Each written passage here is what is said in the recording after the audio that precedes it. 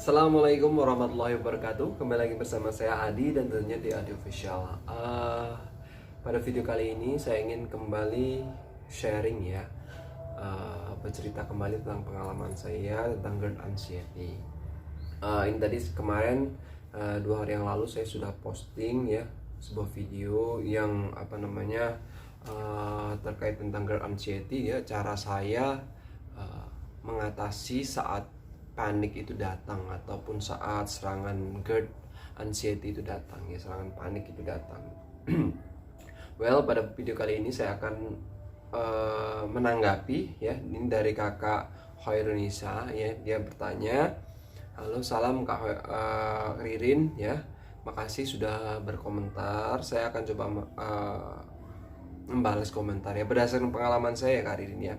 Mas, bagaimana cara mengendalikan pikiran ketika cemas datang karena ada sensasi yang dirasa di tubuh? Well, sebenarnya yang kakak rasakan itu sama seperti apa yang saya rasakan ya. Bagi penderita GERD anxiety semua sama, kita ngerasain sama, itu artinya nggak ada yang beda. Cuman di setiap permasalahan yang kita datang, apa yang datang itu, setiap sakit, sensasi itu yang datang itu kita harus cari sumbernya dulu gitu ya. Misalnya sensasinya nih apa nih kak? Misalnya sensasi nyeri di lambungnya, misalnya lambungnya rasa penuh atau begah di sebelah kiri sini ya, di dada sini begah. Nah, kalau saya pribadi kak ya, saya mengkonsumsi herbalnya itu kunir, tahu kunir nggak? Orang Jawa tahu kunir, ataupun bahasa Indonesia kunyit ya, kunyit dicampur madu. Nah itu ada 2 cara. Yang pertama itu dikupas saja, dirajang kunyitnya atau dipotong-potong, kemudian di airnya direndam, kemudian dicampur madu. Nah itu diminum, itu cukup meredakan nyeri di lambung, bisa di lambung. Nah beda lagi kalau misalnya sumbernya ini yang penyebab panik ini, misalnya nih penyebab paniknya itu karena ada rasa misalnya dadanya sakit gitu ya. Kalau dada sakit biasanya solusinya itu minum air hangat ya, seperti apa yang video kemarin itu, minum air hangat. Atau dada berdebar, nanti beda dengan dada berdebar ya, dadanya sakit ataupun karena kayak panas gitu loh di sini. Nah itu biasanya minum air hangat. Kakak minum air hangat kemudian atur pernapasan. Atau pernapasan ini juga bisa ketika untuk solusi ketika kakak jantungnya berdebar-debar, itu juga bisa. Tarik napas, kacaukan pikiran. Kalau nggak kacaukan pikiran, tenangkan pikiran, nggak usah mikir apa-apa, jadi relax ya, nggak usah mikir apa-apa. Ini kalau yang paling saya lakukan itu biasanya saya berzikir ya, saya sambil mengucap tarik nafas, astagfirullah, astagfirullah, astagfirullah. Nah kayak gitu, kalau saya sendiri kayak gitu. Jadi itu lumayan bisa menenangkan hati gitu ya, menenangkan pikiran. Karena apa, kalau kelanjutan terus, misalnya kita cuma diem aja nggak ambil tindakan, kalau kita nggak mengalihkan perhatian, nanti malah yang dilakukan malah jalur kemana-mana. Karena lambung ini bisa mempengaruhi lah kemana-mana, rasanya memang bisa seluruh tubuh itu bisa kerasain semua, karena dia bisa mempengaruhi organ-organ yang lain gitu loh. Jadi kita nggak usah dipikirin itu caranya, kita nggak usah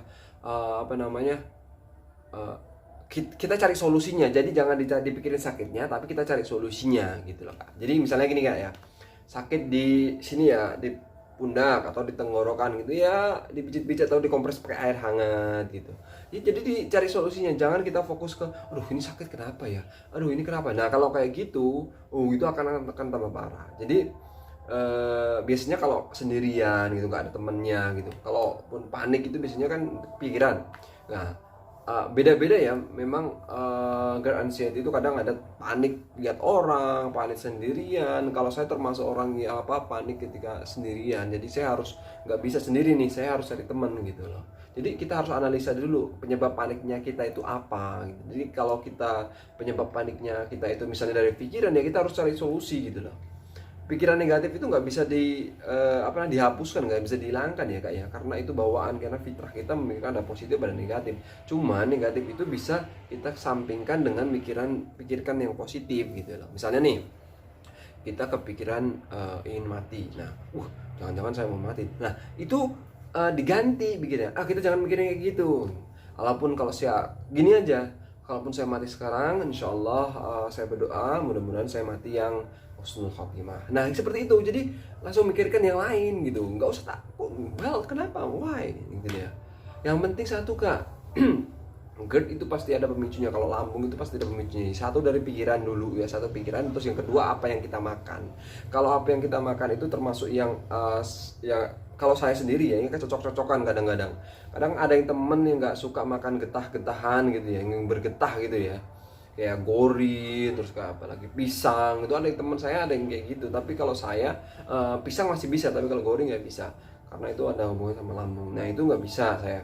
Kemudian kecut-kecutan, asem itu kan nggak bisa. Ini tergantung, sebenarnya tergantung lambung kita. Ada bawang putih gitu. Kalau bawang putih ada yang bisa, yang kuat, nggak pemicu sakit, ya konsumsi bawang putih nggak apa-apa gitu loh.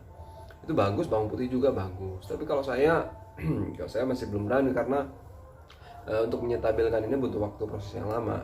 Kalau saya minum herbalnya itu tadi Kak. Jadi karena herbalnya madu dan kunyit itu tadi. Tapi nggak setiap hari juga gitu. Kalau madunya setiap hari, cuman kalau yang kunyit itu nggak setiap hari, cuman porsinya sedikit saja.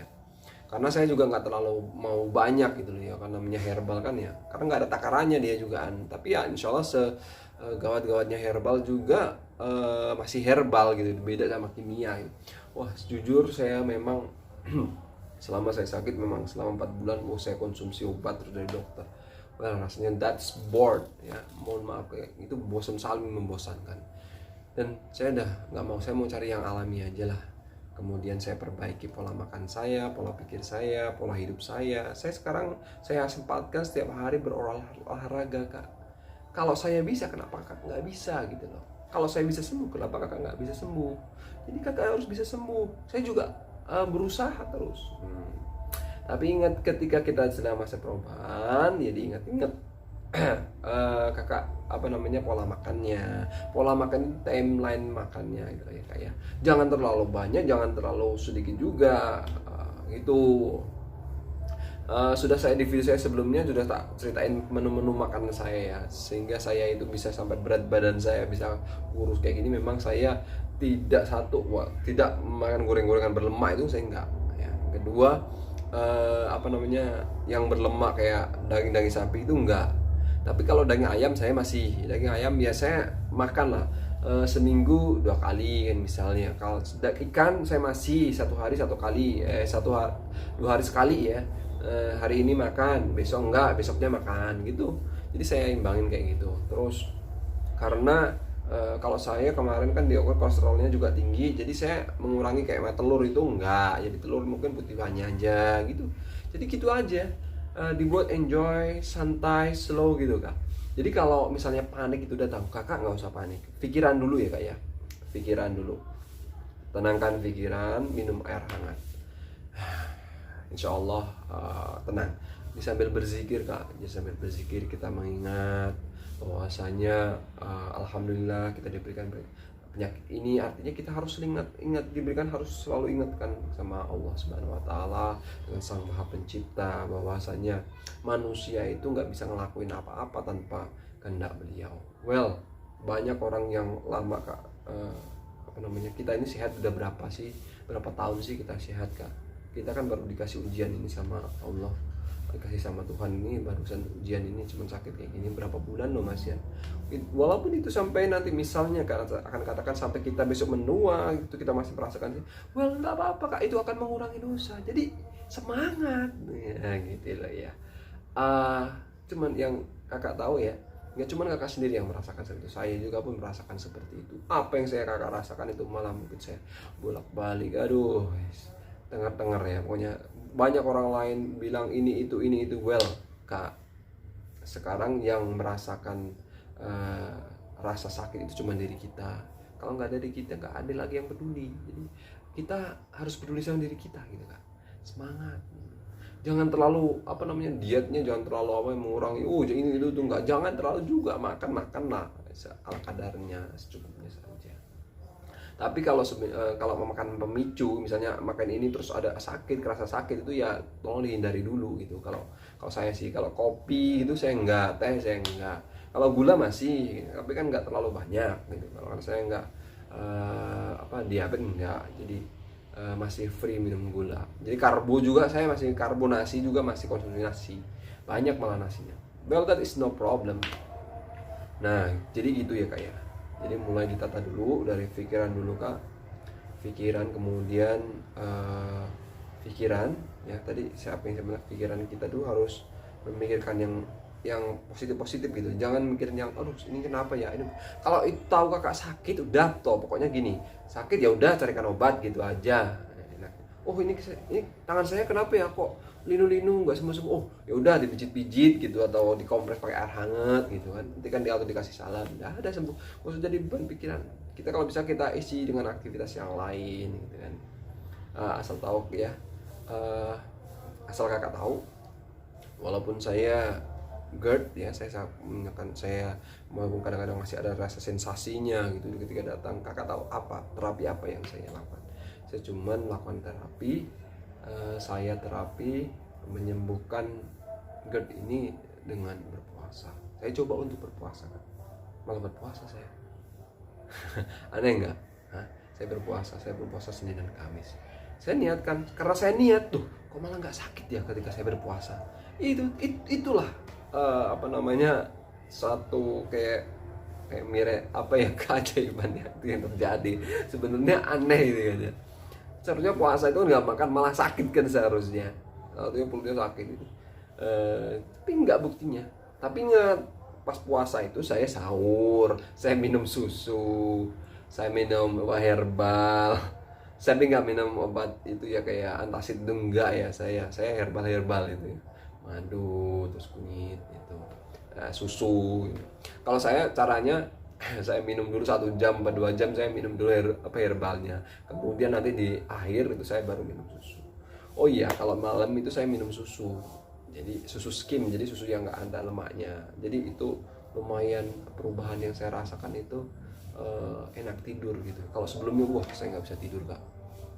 Kalau Kakak tahu ya, kalau teman-teman tahu, biasanya GERD ini nyerangnya dia ya, serangan paniknya itu biasanya pas mau tidur ini jam 8 sampai jam 10 ya, atau jam 9 gitu. Ini kenapa ini ya, gitu udah mulai itu. Jangan itu, kalau ada rasanya yang aneh gitu, segera Kakak bangun atau beranjak, kemudian coba cari angin, ambil segelas air hangat, kemudian terapi air hangat. Nah itu. Jadi kita jangan sampai kekurangan cairan. Karena apa? Tubuh kita ini butuh cairan, jantung kita ini butuh cairan, semua butuh itu. Untuk menjalani darah itu kita butuh cairan, jangan sampai butuh nggak cairan. Karena banyak orang-orang yang bilang itu, para pakar-pakar kesehatan itu bilang, kalau saya bukan pakar Kak, kalau saya ini murni pure cerita dari pengalaman saya sendiri. Oke. Saya doakan Kakak yang sedang merasakan apa yang Kakak rasakan seperti saya, mungkin seperti saya yang gejala dulu awal-awal waktu GERD ada anxiety nyerang. Saya doakan mudah-mudahan Kakak sembuh ya. Semangat ya. Kita harus saling mendoakan, doakanlah orang ya. Berikanlah kebaikan kepada orang. Penyakit ini ya, ingat, penyakit ini mengajarkan Kakak banyak hal. Pertama, kembali ke pola hidup yang benar, menyadari, intinya gitu, menyadari bahwasanya ini loh, kita loh manusia biasa yang nggak boleh melakukan hal-hal yang merugikan orang lain, merugikan diri sendiri. Orang merugikan sendiri akibatnya kayak gini, apalagi merugikan orang lain kan. Oke, jadi ingat-ingat itu aja. Well, thank you very much for watching. Mudah-mudahan video ini bermanfaat. Terima kasih. Besok saya akan update video lagi. Mungkin 2 hari sekali insya Allah saya akan update video, cerita pengalaman. Mungkin Kakak kita bisa sharing ya. Meskipun Kakak berkomentar ataupun apa, nanti saya akan bahas di video saja. Makasih, saya Eri. Assalamualaikum warahmatullahi wabarakatuh. Bye-bye.